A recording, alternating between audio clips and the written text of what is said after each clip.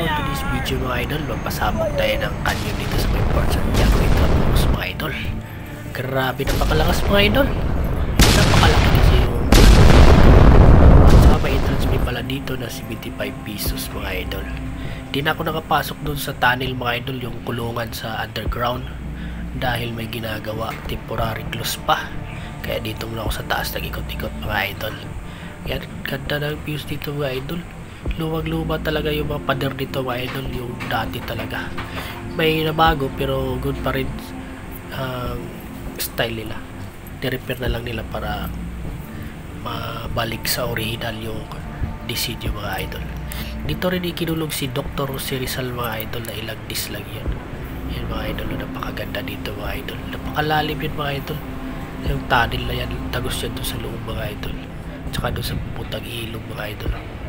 Thank you for watching mga idol.